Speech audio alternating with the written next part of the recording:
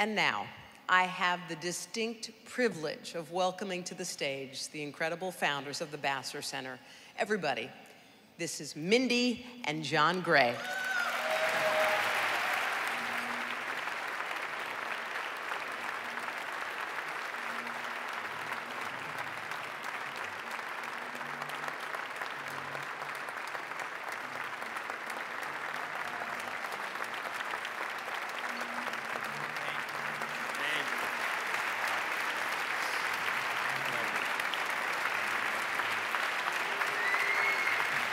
Thank you, everybody.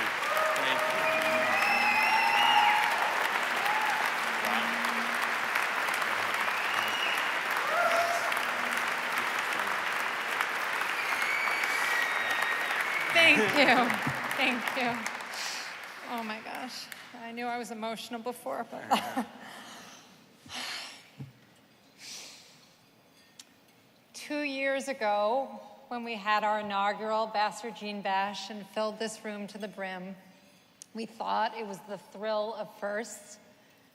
Tonight proves that your support runs deep. So thank you, thank you, thank you. We would not be in this position without the tireless efforts of my sister Sherry and her husband Len.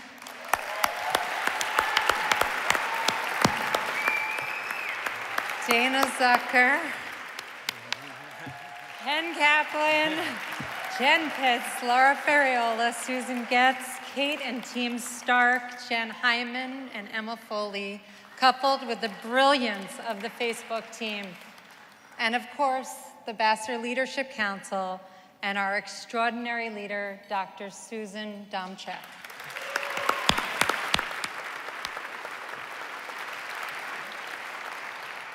I also want to offer a special thank you to Pierce Brosnan, who lost both his first wife, Cassie, and his daughter, Charlotte, to ovarian cancer, and graciously agreed to narrate the film that you just saw. Back in August, I read a New York Times op-ed by Ariel Dorfman.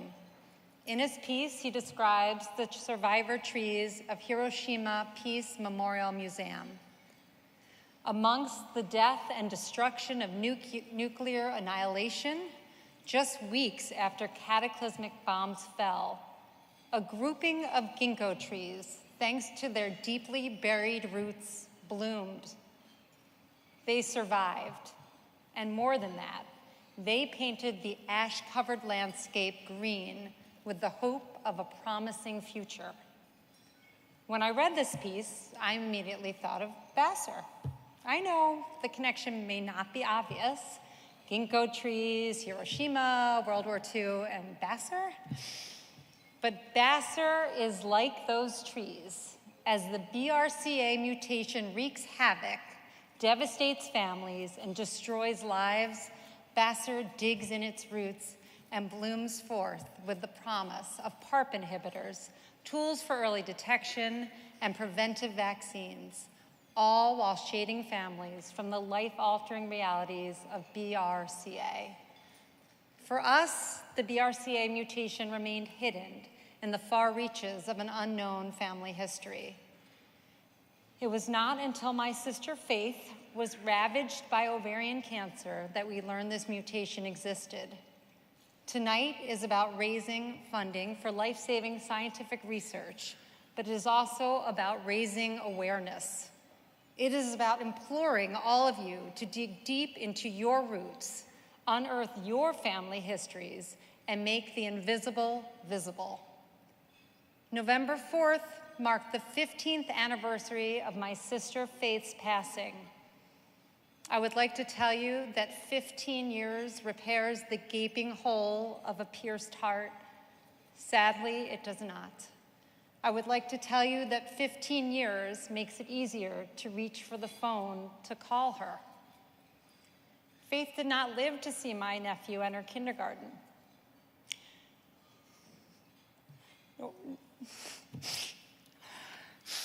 Nor was she there for his first bike ride, the bruised knees, the birthday cakes, his first day of college.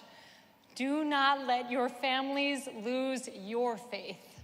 Ensure that the mothers and brothers, sisters and fathers that you hold dear do not pay the ultimate price. Talk to your aunts, your uncles, your parents, your distant cousins. Listen to their stories and learn your genetic lineage. Use that knowledge to save a life and lean on Basser to educate and guide you. As I look around this room, I am reminded of our inaugural Gene Bash, and my mom Pearl was here soon after lung surgery with her drains attached. She simply didn't want to miss this important night, didn't want to miss celebrating Basser.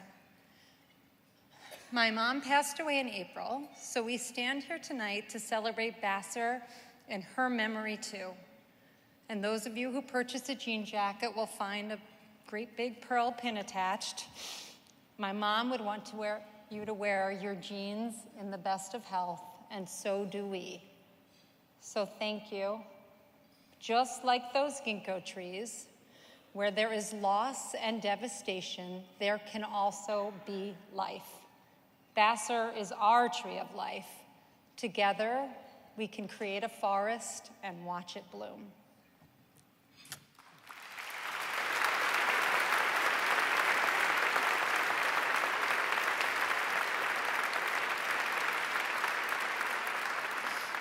I love this extraordinary woman, even if she promised me that this year we would keep the event small and intimate. And I know that Faith and Pearl are smiling down on us tonight. The question is, why did so many of you schlep down here on a Tuesday night in mid-November for a charity dinner? Maybe the guys were excited to put on some skinny jeans and have their wife or girlfriend say, "No, honey, you really do look cool." Maybe you always wanted to see your name in lights under the heading Platinum Stitched or Deep Pocket. Or maybe after receiving so many emails from Penn Medicine, you just had to say, "Mercy."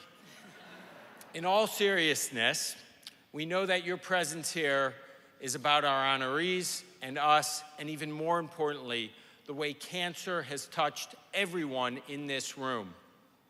Sid Mukherjee, in his brilliant book, The Emperor of All Maladies, describes the history of the fight against cancer, how doctors began by cutting it out of our bodies, then radiating it, and ultimately poisoning it with chemotherapy.